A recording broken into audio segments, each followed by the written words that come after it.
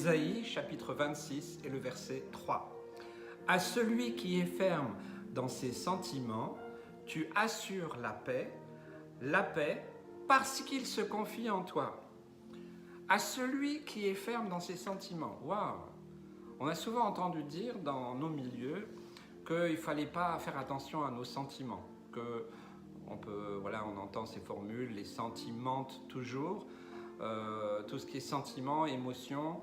Souvent dans nos milieux, on a dit qu'il fallait les éradiquer. Je crois que c'est une erreur, que c'est un non-sens et que je pense qu'on a aussi culpabilisé beaucoup de personnes.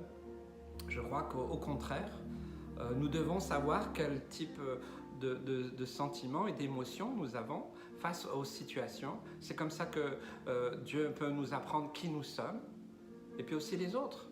Parce que je peux regarder un film ou quelque chose, une situation difficile pour quelqu'un, les larmes viennent rapidement. Voilà, peut-être pour d'autres, ce sera autre chose. Nous avons des sentiments, nous avons des émotions. Des fois, je me sens fatigué. Des fois, je me sens découragé. Je suis un homme comme tout le monde. C'est pas parce que je suis pasteur. Et je crois qu'il faut un peu enlever cette image d'idole. On a idolâtré les ministères. Je crois que c'est une erreur fondamentale.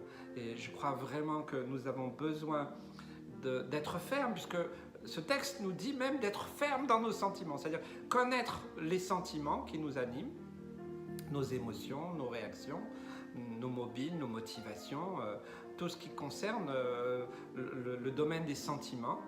Et nous devons le savoir, alors prier pour éliminer ce qui n'est pas bon, demander au Seigneur qui corrige, qui apaise, qui redresse, mais dans des sentiments qui sont bons, dans des émotions qui sont bonnes, je crois que la Bible nous invite à être ferme, c'est-à-dire, c'est quelque chose qui fait partie de moi. Nous ne pouvons pas rejeter tel que Dieu nous a créé. Dieu nous a créé esprit, âme et corps, et nous l'avons souvent oublié dans nos milieux.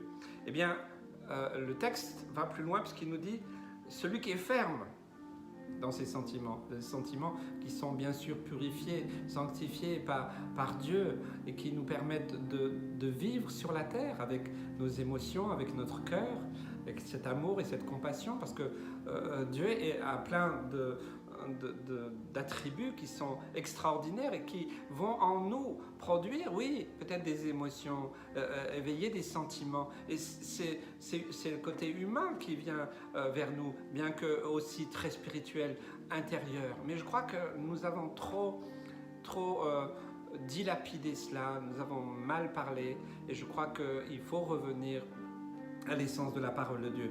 Alors, il est question de paix.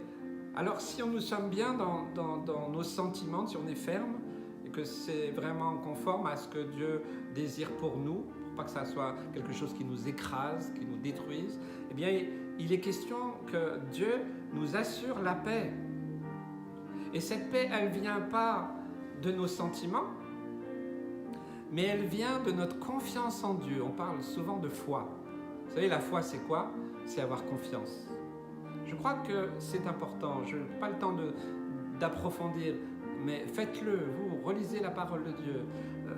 Essayez de vous confronter à cette pensée, cette parole qui vient de l'Esprit de Dieu, afin que vous puissiez vivre, que nous puissions vivre dans cette véritable paix que Dieu nous assure. Alors, le secret, c'est de se confier en Dieu. C'est pas de rejeter nos sentiments, nos émotions, tout ça en disant non, c'est pas ça, il faut plus que j'ai d'émotions, il faut que je sois ceci, cela. Ne soyez pas quelqu'un d'autre. Nous essayons souvent d'être quelqu'un d'autre. C'est pas ce que Dieu nous a demandé.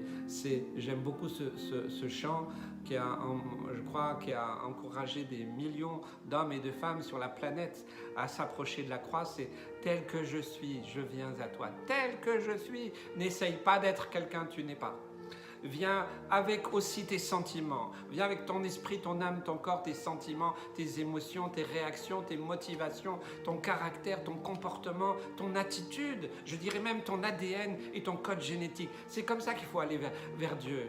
Et alors, il y a quelque chose que Dieu fait. Il fait le tri. Mais souvent, nous ne le remettons pas, nos sentiments, parce que nous pensons que ça, c'est le monde, ça, c'est le péché, ça, c'est ceci, ça, c'est cela. Il faut arrêter avec ça. Dieu est venu accomplir une œuvre parfaite à la croix et dans toutes les dimensions. Que Dieu te bénisse.